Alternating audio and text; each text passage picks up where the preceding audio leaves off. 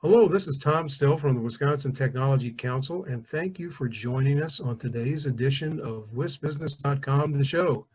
The show is produced in conjunction with the Tech Council and WISBusiness.com, and with the help of our sponsors, BDO, UWM, and Exact Sciences. Thanks again for joining us for WISBusiness.com, the show. Again, Tom Still from the Tech Council. Some upcoming events. June 2nd, we'll hear the final presentations in the 2021 Governor's Business Plan Contest. This will be our top 12, the Diligent Dozen. We're looking forward to that. June 3rd, the following day, our Wisconsin Entrepreneurs Conference will be held virtually.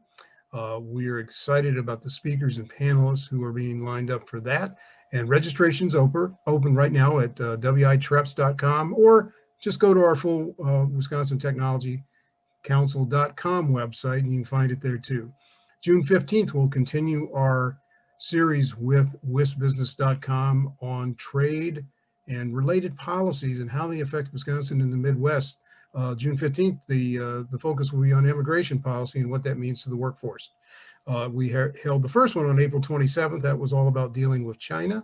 And also on April 21st, we were pleased to be a part of the First Look Forum that involves UW-Milwaukee, Medical College of Wisconsin, and Marquette University.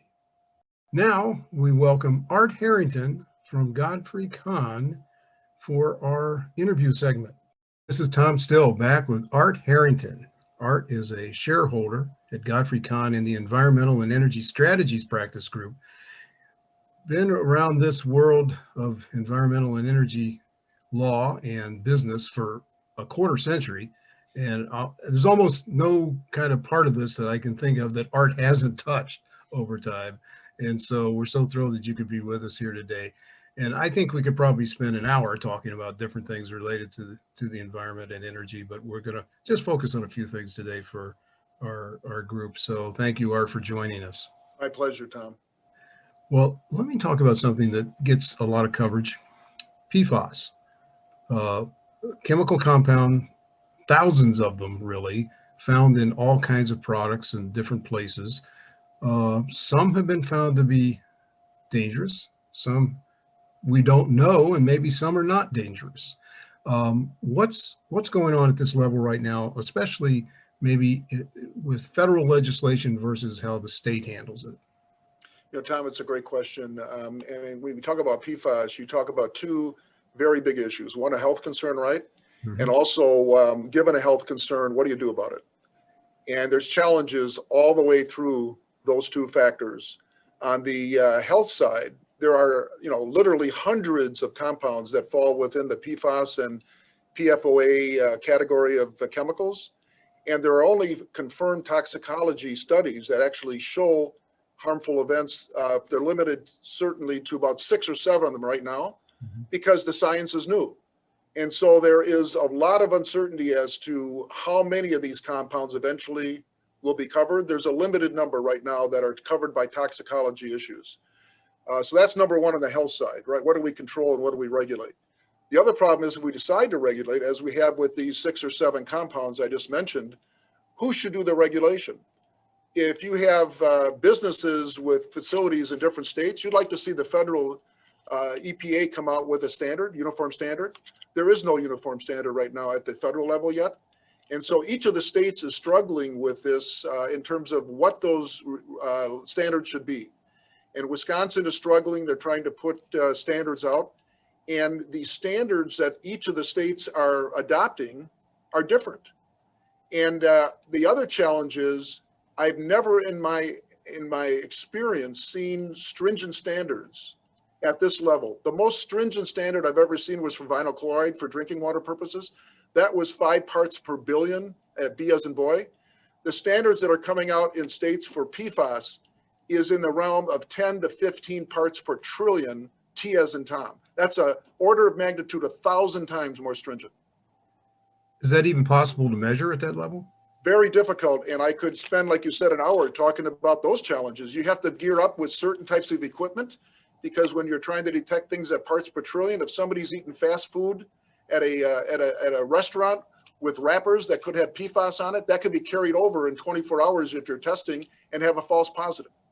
So there's a whole series of QA/QC practices that people in the field have to follow so you don't get false positives, given the stringency of these numbers. Well, let me turn to some other energy-related issues and transportation-related issues that also probably have a human health component to them. Let's start with autonomous and electric vehicles. Autonomous vehicles, there were, some well-publicized mishaps in terms of testing and all of that for a while, but it's not like they've gone away. And many, many companies are still working on that.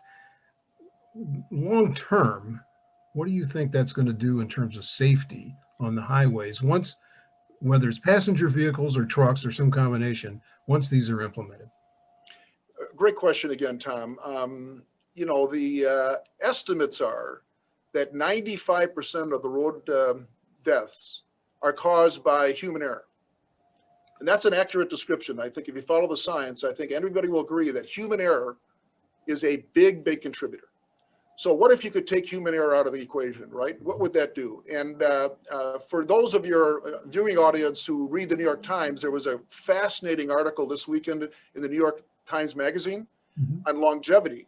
And one of the principal factors in the future that they believe could increase longevity, believe it or not, is autonomous vehicles. In the next 10, 20 years, if autonomous vehicles become predominant on the roadways, they predict you would save 350,000 lives. So when we talk about health effects, I mean, that's the message for the safety, even though you get these outlying issues like the Tesla that came out recently in a crash, somebody driving allegedly from the back seat. Those are the outliers, right? When you have this discussion, but everybody's concerned about new technology. And so it is a big safety enhancer if we can get this right. Yeah. Let me turn then to energy. And again, human health. I mean, we're all pretty familiar with the fact that coal-fired plants can add to particulates and all kinds of other issues that can affect human health. Moving ahead, what do you see as the future, solar or wind? I think both, Tom, because they both operate at a little bit different times of the day and weather. And in fact, some of the more successful developments on the smaller scale are called hybrid solar wind, where you bring in both those technologies. The big game changer will be not only those technologies, but combining hybrid solar and wind with battery storage. And we're not right there yet at cost effectiveness for battery storage, but when that happens, that's a game changer for people thinking about trying to get off the grid if you can get cost effective battery storage. Now, in Wisconsin, of course, we have a history of folks who make batteries. I mean, big companies, small companies, emerging companies. How close do you think we might be to the breakthroughs needed to make that happen?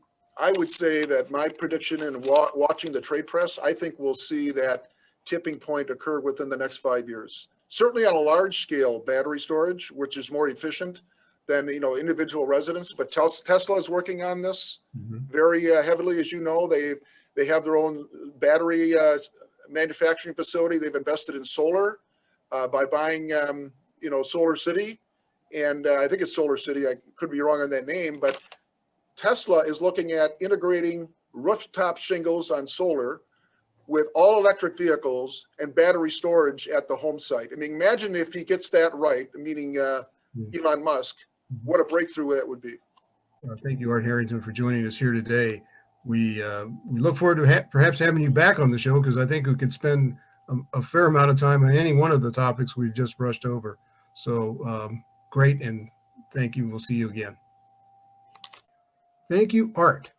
Well, we want to continue our tech metrics section, which in this season, we're looking back at Vision 2020, which is a publication we first published in 2003. And it was a data-driven scorecard on the tech-based economy in Wisconsin.